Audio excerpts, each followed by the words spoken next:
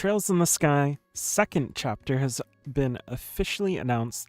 It looks awesome. They've already delivered on their promises in the first part, so we should really expect more of the same from the second part. That means there will be things like expanded dialogue for NPCs and for companions, entirely new cutscenes that flesh out the story a bit more, and a vibrant 3D world that brings to life the places that we saw in the original. I can't overstate how cool it is as someone who played the original games to see all of these places from a completely different perspective. They've also said that they'll be adding more content to second chapter that wasn't there before, mini games like fishing and poker, cooking with companions, and they said specifically fan favorite characters joining the party as playable members. Now, what exactly that might mean is not completely clear. I would imagine there are more guest positions during certain parts of the story. Instead of having those characters sit out, you actually fight with those characters, but that isn't all they're adding. You can pull your save data over from first chapter in order to get item rewards, and they're changing combat a bit to keep it fresh. That means new crafts, new S-crafts, and some sort of brave rush mechanic that links characters during quick battles. So they're expanding even the combat systems as well, which to me makes total sense. The sequel to a game like First Chapter should be looking to expand the systems in Second Chapter. It just seems like a no-brainer. I really can't overstate how happy I was with the First Chapter remake.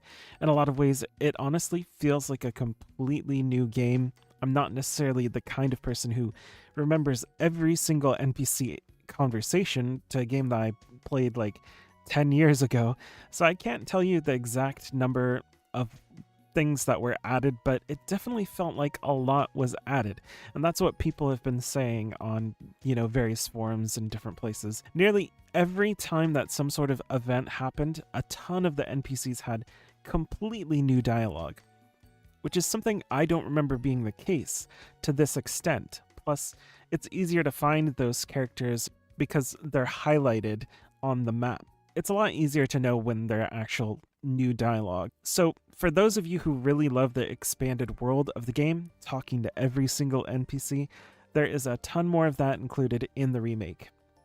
But it isn't just the amount of dialogue, there are also big changes to the translation.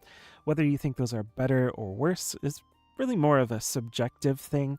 The new translation tends to be a lot more on the nose than Xseed's previous translation, with fewer localization changes, which does preserve the intent of the original. So I think there's definitely a case to be made that this is the way translations should do things.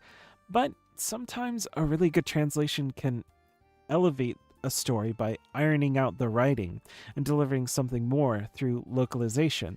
It just really depends on the quality that is being delivered, the people that are actually doing the localization. They've also talked a bit about voiceovers in second chapter, which will again be there in both English and Japanese. But this is actually one area that I do have some criticism. The problem with the first chapter voiceovers wasn't necessarily the quality, it was the quantity. There were some awkward sections where there wasn't voiceover in spots that it would have made sense for there to be.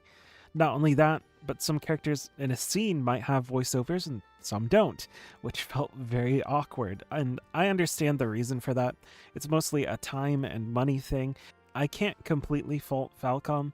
They're working within their means. They aren't a huge AAA company, but I hope that at least the uneven parts can be fixed in second chapter. Maybe don't have one character that's, fully voiced and another that isn't in the same scene. But the thing that I hope the most is that people who are interested in this game will buy it. Falcom have some of the most talented developers. They really deserve even more credit than they get. The output that they deliver is actually crazy. 60 to 100 hour RPGs in such a short period of time is basically unheard of in most of the industry. And if these remakes do well, we could get 3 more similar remakes, honestly. The third chapter of the Sky trilogy and the Crossbell arc are all close enough in scope and are just begging to get the same sort of remake treatment as these first 2 chapters. Regardless, I'll enjoy second chapter when it comes out, and I hope you will too. They're shooting for a fall 2026 release window, so actually won't be too long before we see it, apparently. For more videos about remakes, remasters, and RPGs of all kinds, make sure to subscribe. Thanks for watching.